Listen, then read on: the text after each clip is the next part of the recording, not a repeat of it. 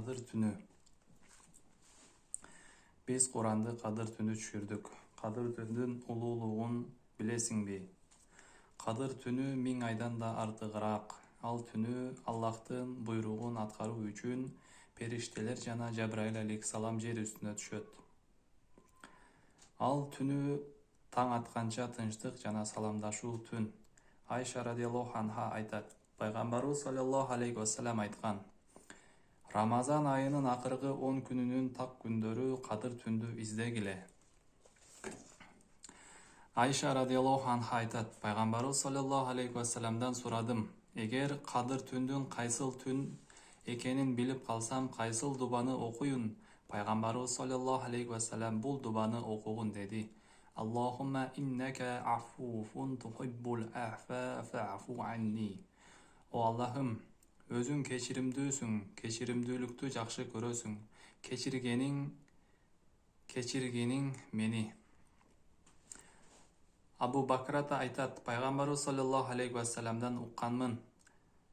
Айтат эле: Кадыр түндү издегиле Рамазан айынын 9 күнү калганда же 7 күнү калганда же 5 күнү калганда же 3 күнү калганда же акыркы түнү. Убадата бинни Сомит айтат: Пайгамбарыбыз саллаллаху алейхи вассалам Кадыр түнү кайсы түн экенин кабар берүү үчүн чыкты эле. Ошол учурда мусулмандардан 2 киши бир нерсени талашып жаңжалдашып жаткан эле. Пайгамбарыбыз саллаллаху алейхи вассалам айтты: Мен силерге Кадыр түнүн кабарлап коеюн деп чыктым эле, бирок паланча менен паланчы жаңжалдашып жаткан экен, аларга алаксып эсимден көтөрүлүп кетти. Эсимден көтөрүлгөнү да силерге жакшы болсо керек. Көбүрөөк түндө ибадатка турасыңар. Кадыр түнүн издегиле. 9 жана 7 жана 5 түндөрү. Ал түндүн Кадыр түн деп аталышы себеби ошол түнү дүйнөнүн иштери тагдырланат жана өкүмдөр, ырыскылар, ажалдар ошол жылдан келерки жылга чейин Аллах Таала тарабынан тагдырланат. Негизи Аллах Таала бардык махлуктардын тагдырын асман жерди жаратуудан 50 жыл мурда эле тагдырлап жазып койгон. Кадыр түнү Аллах Таала 1 жылдык тагдырды периштелерге билдирет. 1 жылдын ичинде кайсыл жерге рахмат болот, кайсыл жерге апат болот. Бир дептерге жазып Жабраил алейхиссаламдын колуна тапшырат. 1 жылдын ичинде ушул иштерди аткарасың деп. 1 жылдын ичиндеги боло турган өсүмдүктөр, ырыскылар жазылган дептери Микаил алейхиссаламга тапшырылат. 1 жылдын ичинде канча жаан жайт, кайсыл жерге жайт, канча шамал жүрөт, кайсыл жерге жүрөт, анын дептерин Исрофил алейхиссаламга тапшырылат. 1 жылдын ичинде канча адамдын өмүрү бүтөт, канча адамдын жанын алуу керек, анын дептерин Азраил алейхиссаламга тапшырылат. Мушхатул Анвар. Кадыр түнү периштелер жерге түшүүсүнүн себеби Аллах Таала Адам алейхиссаламды жаратам дегенде периштелер мындай дешкен: О Аллахым, жер жүзүнө бузукулук кыла турган, бири-бирин канын төгө турган адамды жаратасыңбы? Биз мүмкүнчүлүгүбүз болушунча таспих айтып, хамд айтып, өзүңдү улуктап жатабыз го. Аллах Таала айтты: Мен билген нерселерди силер билбейсиңер. Аллах Таала периштелерди жерге түшүрүп, пенделердин түн бою уктабай ибадат кылып жаткандарын көрсөтүп, бул пенделер силер айткандай эмес деп алардын туура эмес ойлорун билдирүү үчүн периштелерди жерге түшүрөт. Периштелер жерге түшүп, алардын уктабай ибадат менен алек болгондорун көрүшүп, аларга салам айтышып, истигфар айтышып, адам жөнүндө туура эмес сөздөрдү айтышкандары үчүн кечирим сурашат.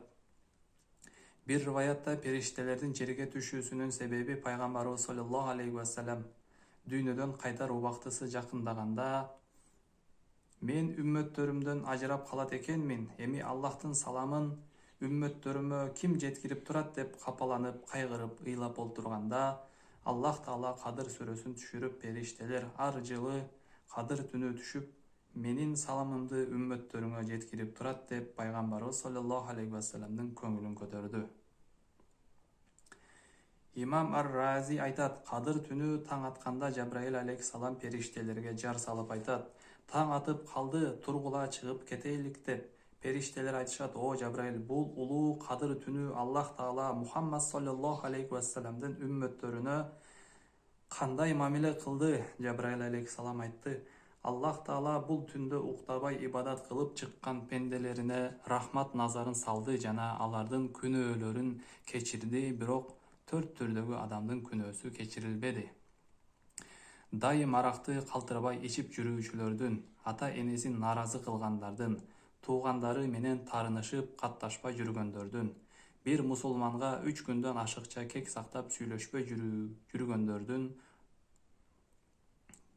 Зубдатул Ваизин. Ибн Аббас радиаллаху анху айтат: Пайгамбарыбыз саллаллаху алейхи вассалам айткан: Ким кадыр түнү 2 рекет намаз окуса, ар бир рекетине Фатиха сүрөсүн 1 жолу, Ихлас сүрөсүн 7 жолу окуса, салам бергенден соң 70 жолу астагфируллах ва атубу илейхи деп айтса, ошол ордунан турганда Аллах Таала анын баардык күнөөлөрүн кечирген болот, жана ата-энесинин да күнөөлөрү кечирилет. Жана Аллах Таала бир периштени бейишке жөнөтөт, анын наамынан бейишке ошол окуган 2 рекет намазы үчүн дарактар эгет, сарайлар курат, сууларды агызып коет. Бул дүйнөдөн кайтарында ошол ордун бейиштен көрмөйүнчө жаны чыкпайт. Пайгамбарыбыз саллаллаху алейхи вассалам айткан: Ар жылы кадыр түнү Аллах Таала бир рахматын жер жүзүнө түшүрөт. Ал рахматы чыгыштан батышка чейин баардык момундарга жетип бир аз артып калат. Жабраил алейхиссалам айтат: О Раббим, рахматыңда баардык момундарга бөлүп бердик, бирок бир аз артып калды дегенде Аллах Таала айтат: Ушул кадыр түнү төрөлгөн капырлардын балдарына бөлүштүрүп бергиле. Жабраил алейхиссалам калган рахматты кадыр түнү капырлардын төрөлгөн балдарына бөлүп берет. Ошол рахматтын шарапаты менен ошол түнү төрөлгөн капырлардын балдары ислам динине кирип, мусулман абалда дүйнөдөн кайтыш болот.